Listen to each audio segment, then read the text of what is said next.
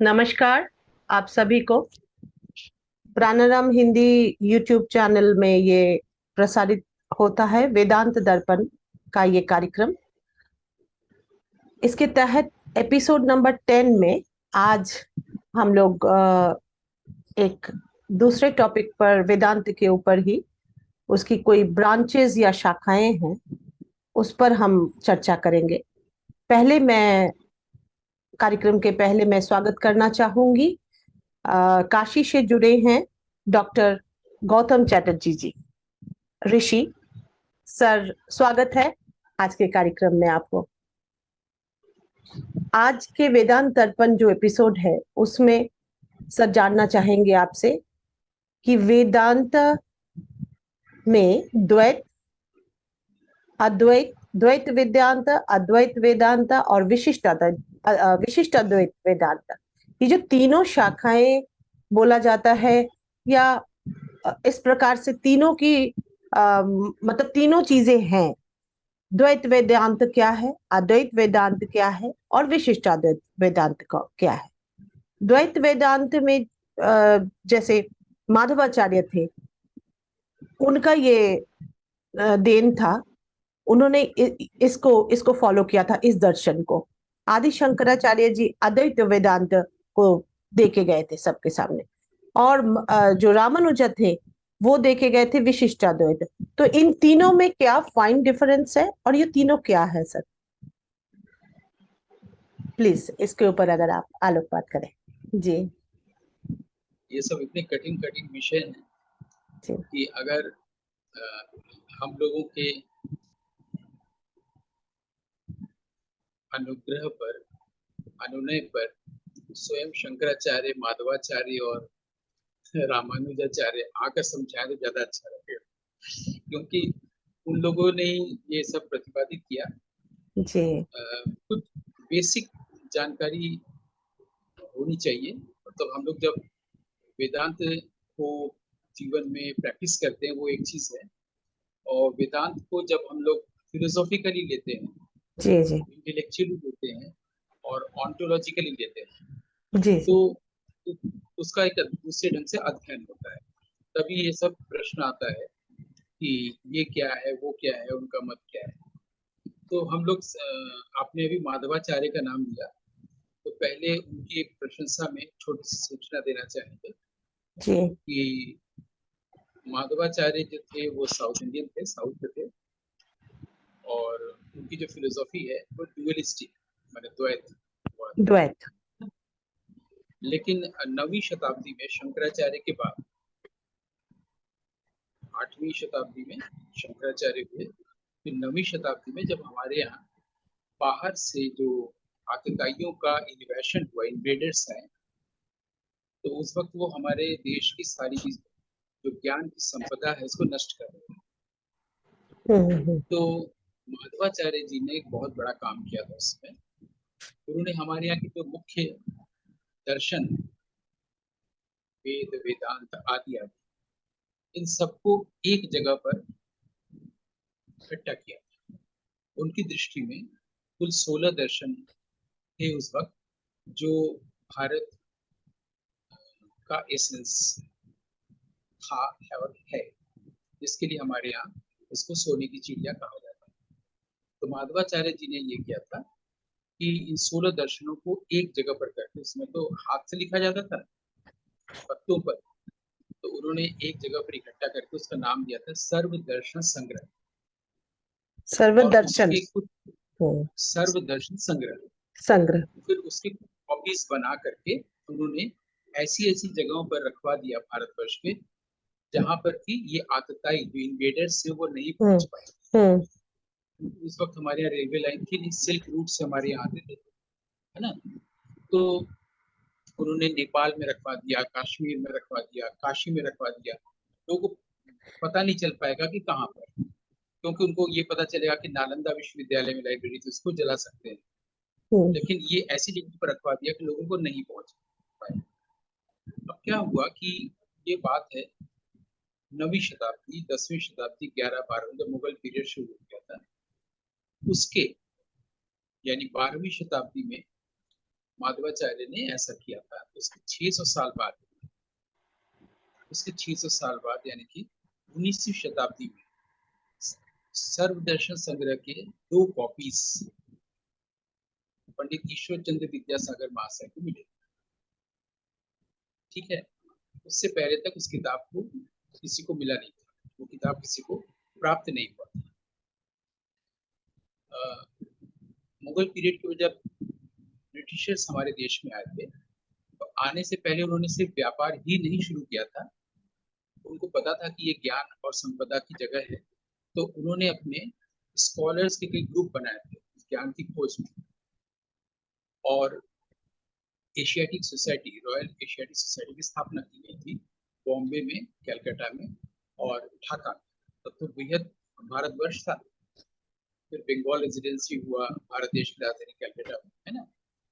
तो उस समय संस्कृत के स्कॉलर थे विद्यासागर महाशय। तो जब ब्रिटिश स्कॉलर्स का दल को अगर कोई चीज मिलता था प्राचीन भारत के दर्शन से संबंधित, तो वो लोग उसको प्रकाशित करते थे, भले वो एक अनुच्छेद हो या एक चैप्टर हो। जिसमें छापते थे उस पत्रिका का नाम था बिब्लियोथेका इंडिका। तो मान लीजिए उनको वेद का कोई एक चैप्टर मिला, नाट्यशास्त्र का कोई एक चैप्टर मिला, उसको छाप के लिखते थे बिब्लियोथेका इंडिका सीरीज 1। जी। नाट्यशास्त्र का 2वां चैप्टर मिला उसके बाद, पहले के बाद बिब्लियोथेका इंडिका सीरीज 2। ठीक है, ऐसे करके छाप देते। इसी दौरान विद्यासागर महाशय को ये माधवाचार्य द्वारा संपादित सर्वदर्शन संग्रह मिला, और वो संस्कृत कॉलेज में थे। तो वहां से उन्होंने चिट्ठी लिखी एशियाटिक सोसाइटी को कि ये एक बहुत प्रमुख ग्रंथ है, इससे भारत के 16 दर्शन के बारे में पता चलता है। तो अगर आप इसको एडिट करें तो पूरा भारतवर्ष जान पाएगा कि हमारे यहाँ ये 16 प्रमुख दर्शन क्या क्या है। तो जी। वहां से उनको जवाब मिला कि इस आपसे बेहतर इसका एडिट और कौन कर सकता है, संस्कृत में है और आप संस्कृत के महापुरुष हैं, है ना। तो विद्यासागर महाशय के इस व्यक्तित्व के बारे में, स्कॉलरली जो उनका व्यक्तित्व के बारे में बहुत कम लोग जानते हैं। जैसे जो अभी हम बता रहे हैं इसके बारे में भी नहीं जानते हैं। उनको लोगों ने कन्फाइंड कर दिया है सती प्रथा, विधवा विवाह और बाल विवाह। लेकिन लोग भूल जाते हैं कि वो संस्कृत के स्कॉलर थे, उनका संस्कृत बहुत के कॉन्ट्रीब्यूशन। स्कॉलर। उसमें से एक कॉन्ट्रीब्यूशन ये भी है जो मैं भी बता रहा हूँ। तो इस पर विद्यासागर महाशय ने ये देखने के लिए कि इसका सही ग्रंथ एडिट करना है इसको, तो और कहीं मिल सकता है, तो उनको 2 कॉपी उसकी कलकत्ता में मिली और 2 कॉपी काशी में। काशी में भी वो आया जाया करते थे, उनका घर है यहाँ पर था। तो उन्होंने इसको फिर एडिट किया और संस्कृत में एशियाटिक सोसाइटी ने 1856 के आसपास इस किताब को छापा। जी। लेकिन उसमें 16 दर्शन उस वक्त उन्होंने नहीं दिया था, 15 तक ही कर पाए थे। इसलिए 15 दर्शनों का संग्रह, सर्व दर्शन संग्रह, माधवाचार्य का नाम देके एडिटेड बाय विद्यासागर महाशय, एशियाटिक सोसाइटी में छपा। वो आज भी मिल सकती है, हालांकि अच्छी दशा में नहीं है। जब उन्होंने इसको संस्कृत में किया तो दूसरे जो ब्रिटिश स्कॉलर्स खोज रहे थे भारत में ज्ञान वगैरह की संपदा को, तो उन्होंने इसका अंग्रेजी में अनुवाद किया। वो लोग थे काविल और गफ, 2 विदेशी विद्वानों ने मिलकर ब्रिटिशर्स ने इसको अनुवाद किया, तो अंग्रेजी में जाना गया वो 15 दर्शन। उसी में हम लोगों ने शैव दर्शन के बारे में भी जाना, काश्मीर शैव दर्शन। फिर लोग कश्मीर गए, वहां के पंडितों की नरसिंह पोथियां थी, मैंने स्क्रिप्ट इसको निकाला, और फिर आज हम लोग अभिनव गुप्त तमाम चीजें, नाट्यशास्त्र, गीता, रामायण जानते हैं। तो वो जो माधवाचार्य थे से लेकर विद्यासागर महाशय तक की जो कहानी सुनाई, उन्हीं के कारण आज हम वेदांत को भी जानते हैं। जी। मतलब के बिल्कुल बारे में सही। आज हम लोग जो जानते हैं उपनिषदों के बारे में, वेद के बारे में, ये माधवाचार्य जी के प्रयास और फिर विद्यासागर महाशय के प्रयास ही जानते हैं, ये बताना जरूरी। अगर जी। वो लोग ये नहीं किए होते तो न तो हम लोग इसको पढ़ते, न तो इसको बुनते, न तो इसको जीवन में आचरित कर पाते, है ना। तो आपने माधवाचार्य जी का नाम लिया, तो माधवाचार्य जी और साथ ही विद्यासागर महाशय जी के इस अवदान को भी हम लोगों ने याद किया। जी। ठीक है। बहुत सुंदर अब जानकारी से। अगला प्रश्न ये आता है कि आपने कहा कि शंकराचार्य जी ने इसे अद्वैत कहा है, माधवाचार्य जी के लिए द्वैत है, हम्म। और रामानुजाचार्य के लिए यानी कि रामानुज के लिए ये विशिष्ट अद्वैत है ना। जी। जी। अब मेरा प्रश्न ये है, या किसी भी सामान्य आदमी का सामान्य अध्येता का ये प्रश्न हो सकता है कि इसमें दो भाग है। पहला भाग तो ये है कि शंकराचार्य जी ने इसे अद्वैत नहीं कहा। जो वेदांत है हमारा वो अद्वैत है, वो वो अद्वैत है। मोनिस्टिक ड्युअलिस्टिक नहीं है, अपने आप में अपने नेचर में ही वो अद्वैत है। उस जी अद्वैत वेदांत को लेकर ही शंकराचार्य जी ने उसका कमेंट्री लिखी, भाष्य लिखा। तो हम लोग इस तरह से पढ़ते और पढ़ाते हैं कि शंकराचार्य जी का अद्वैत है, दरअसल जी वेदांत अद्वैत ही है। अब वो जी प्रश्न आ रहा है सामान्य व्यक्ति का, जब ये अद्वैत है तो इसको द्वैत कहने की क्या जरूरत पड़ी, फिर इसको विशिष्टाद्वैत करने की क्या जरूरत पड़ी। आगे मैं और जोड़ दूं कि सिर्फ द्वैत और विशिष्टाद्वैत ही नहीं है, द्वैताद्वैत भी है एक जी। फिलोसॉफी, ठीक, द्वैता भी। विशेषाद्वैत भी है, हाँ। ठीक। तो द्वैत हुआ, अद्वैत हुआ, ठीक है, विशिष्टाद्वैत हुआ, विशेषाद्वैत हुआ, है ना। तो इस तरह से कुल मिला के हमारे यहाँ फिलोसफी में, इंडियन फिलोसफी जो पढ़ाया जाता है भारत के विश्वविद्यालय में, वहाँ 6 पढ़ाए जाते हैं, जी। ये 6। अब 6 को आसान करने के लिए आचार्य अभिनव गुप्त पाद ने क्या किया, 3 कर दिया, अच्छा। द्वैत, अद्वैत और द्वैताद्वैत। इसमें ओके। विशिष्टाद्वैत नहीं, हम्म। विशेषाद्वैत नहीं है, ठीक है। 3 किया, द्वैत, अद्वैत और द्वैताद्वैत, ओके। यानी डुअलिस्टिक, मोनिस्टिक और डुअलिस्टिक मोनिस्ट, ठीक है। तो हम लोग सबसे पहले द्वैत को यानी कि डुअलिस्टिक को समझते हैं। जी तो द्वैत इस तरह से कि हम लोग का जब जन्म होता है तो हम लोग जीव के रूप में हम लोग का सेंस है, जी फिर हम लोग ईश्वर को ढूंढते हैं, ठीक है। फिर ईश्वर जब मिल जाता है तो मेरे और ईश्वर के बीच में एकान्विति हो जाती है, जिसको हम लोग योग कहते हैं, हम्म। ठीक है। लेकिन पहले तो दो रहते हैं ना, जी पहले रो दो रहे। नहीं तो एक हुए, जीव हुए। फिर लोगों ने बताया कि नहीं, तुम ऋषि मुनियों के पास जाओ, ज्ञान प्राप्त करो। हम्म। ज्ञान किसका, तो ब्रह्म का ज्ञान, यानी कि ब्रह्म ज्ञान प्राप्त करो। फिर जो ब्रह्म ज्ञान प्राप्त करने जा रहा है वो तो जीव है, जी लेकिन जीव जब ब्रह्म के साथ एक हो गया तो फिर एक हो गया, लेकिन पहले तो दो है ना। जी जी पहले दो है, जीव और ब्रह्म, ये द्वैत हुआ। जी ये द्वैत हुआ। इसलिए उसके जीवन में जो भी हिंसा या दुख या जो भी चीज आ रहा है वो उसके कारण आ रहा है, जब तक कि उसने ब्रह्म को नहीं जाना है, जब तक जी कि उसने महाशून्य को नहीं जाना है, जब तक कि उसने परम पिता को नहीं जाना है, जी ठीक। तो इसलिए उन्होंने कहा कि जीव और ब्रह्म दो। शंकराचार्य जी ने कहा कि नहीं, दो नहीं, पहले से ही एक है। यानी हम पहले से ही ईश्वर हैं, ब्रह्म हैं, आत्मा है। हम्म, हम्म, हमको इसका संज्ञान नहीं, कॉग्निशन नहीं है, और इसका संज्ञान नहीं है, यही अज्ञान, जिस कारण से कि माया हम लोग के सामने प्रकट होती है। एक्चुअली जैसे ही अज्ञान चला गया, माया चली गई, तो हम वही हुए जो हम पहले से हैं, यानी कि जी अद्वैत। अद्वैत शब्द का प्रयोग इसलिए नहीं किया जाना चाहिए क्योंकि लगता है पहले द्वैत है तभी तो उसको मिटा के अद्वैत किया गया, लाया गया ना, जी है ना। तो जी। बुराई, बुराई नहीं, या अबुराई, ये कहने की जरूरत ही नहीं, अच्छा ही कहा जा सकता है।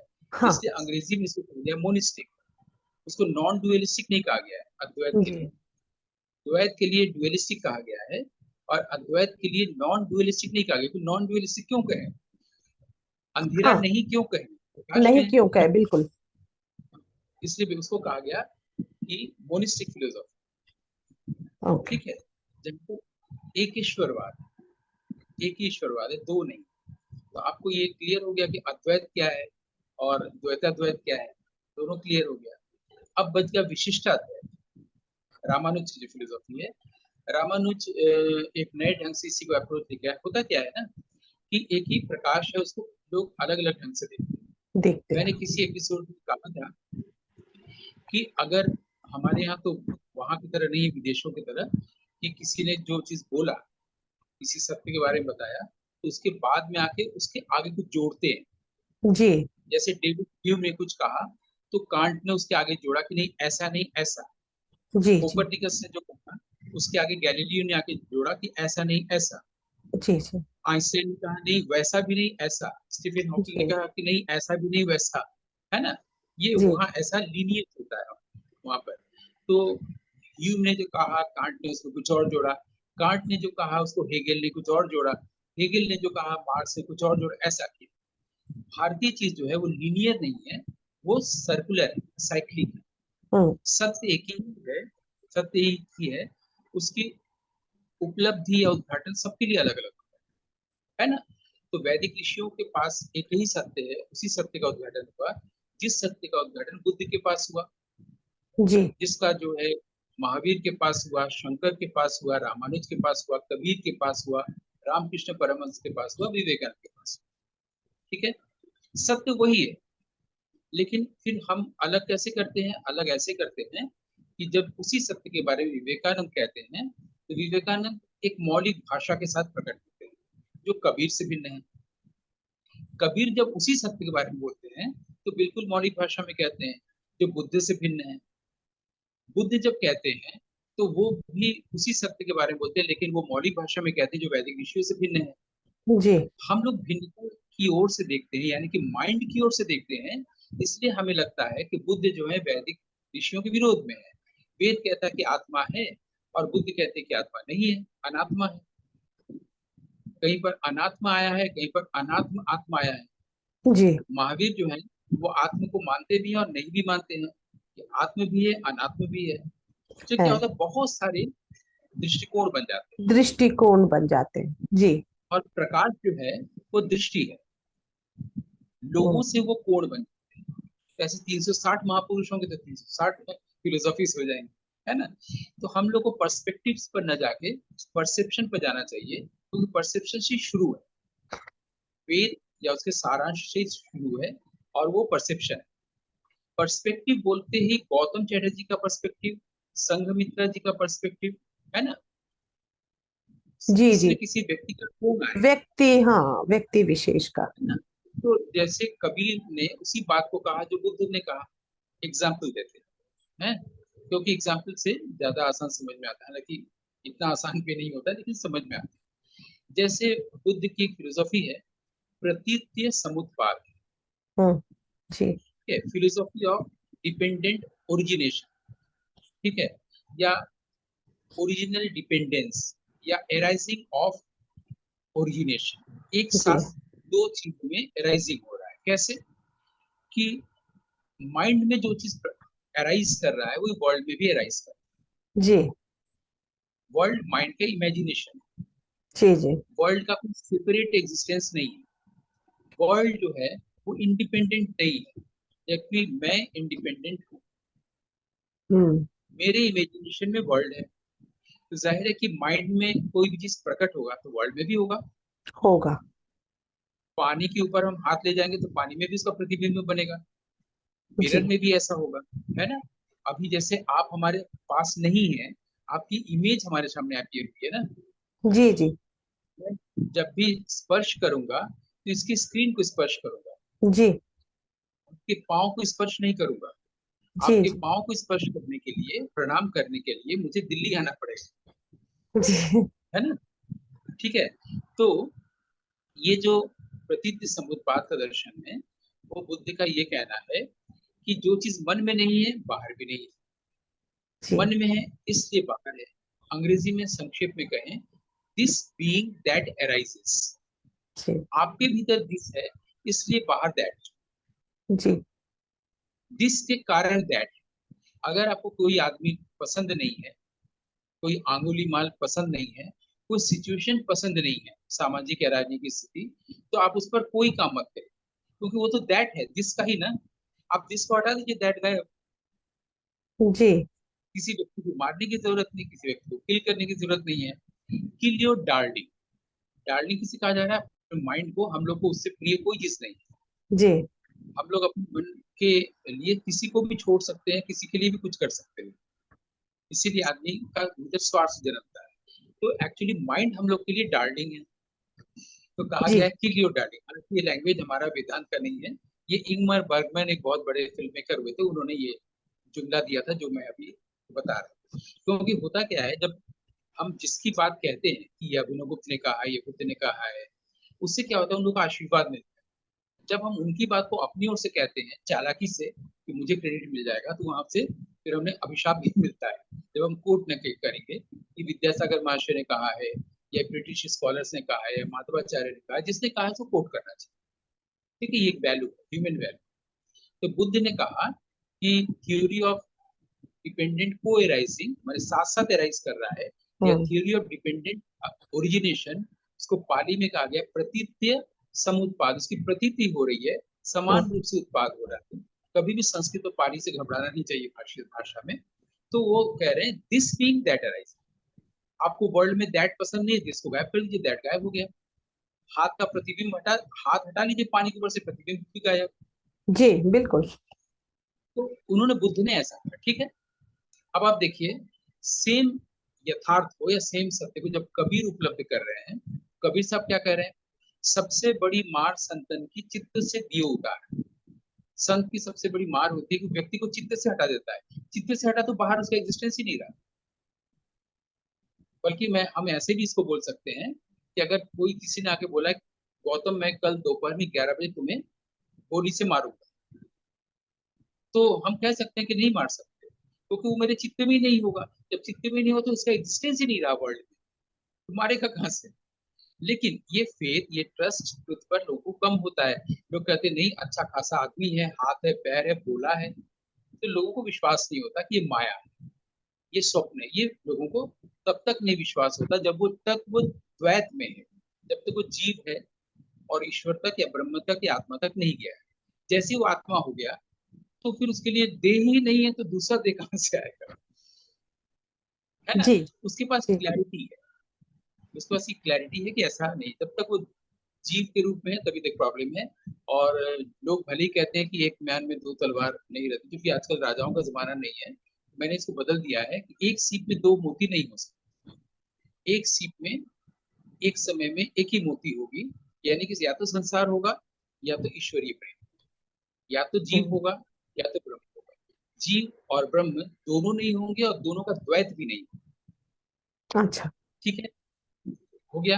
अब देखिए, बुद्ध की बात कोई कबीर ने कहा, जी जी। बुद्ध ने इस बात को कहा जो वेद में, वेदांत में पहले से है ये चीज, कि हमारे भीतर का ही प्रतिबिंब बाहर है, बाहर ये है। स्वप्नवत है ना।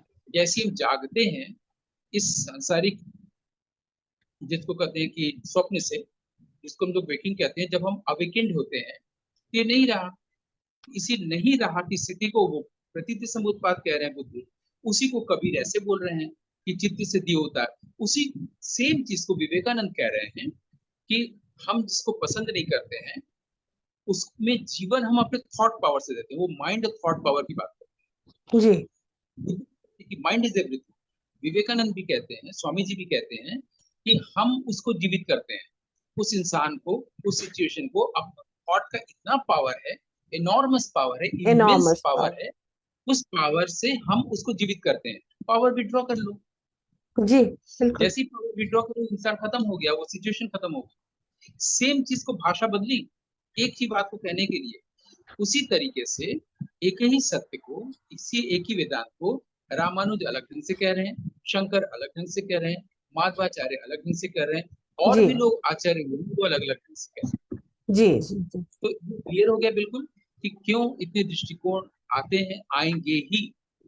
जैसे ही आप सत्य को उद्घाटित करने जाएंगे अपने लिए, आपकी जो भाषा बचपन से चली आ रही है, आप उस सत्य को अपनी भाषा में कहें।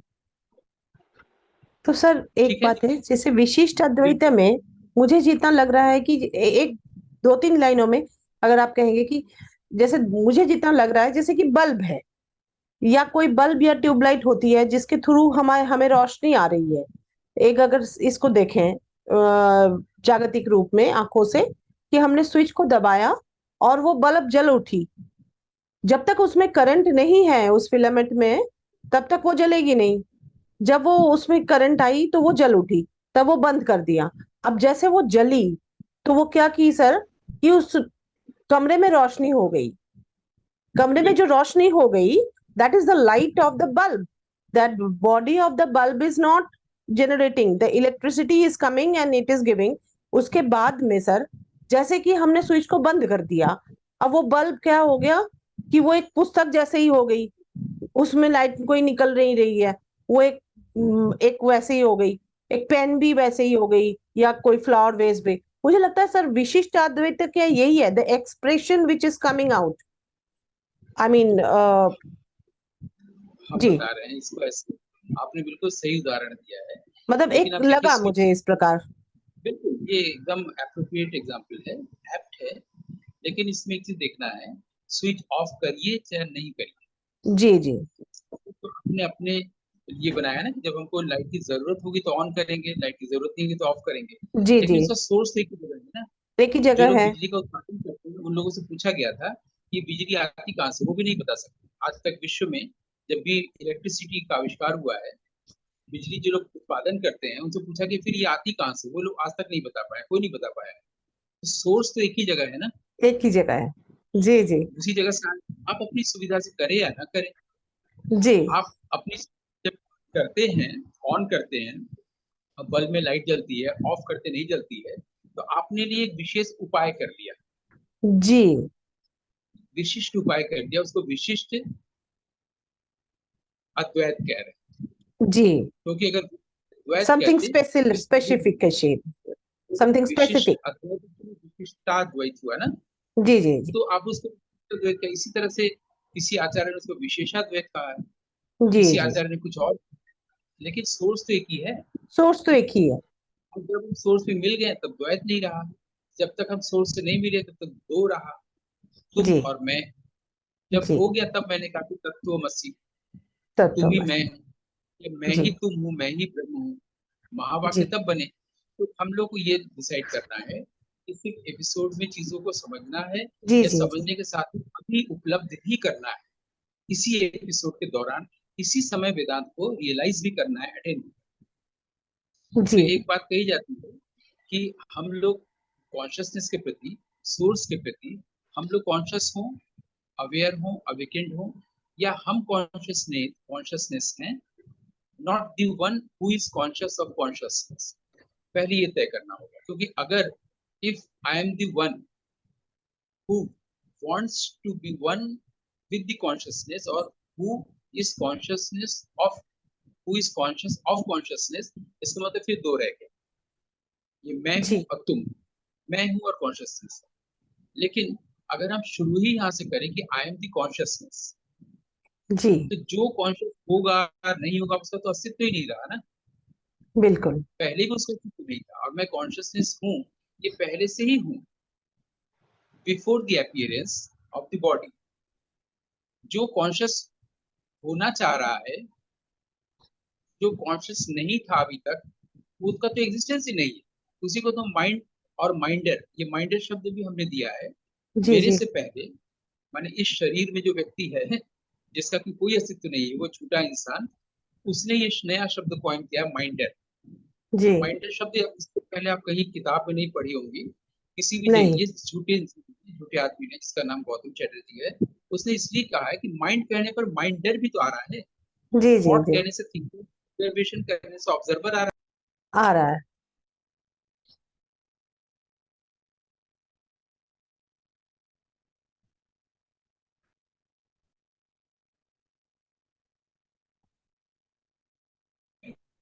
है। सारी म्यूट हो जगह गया से था सर।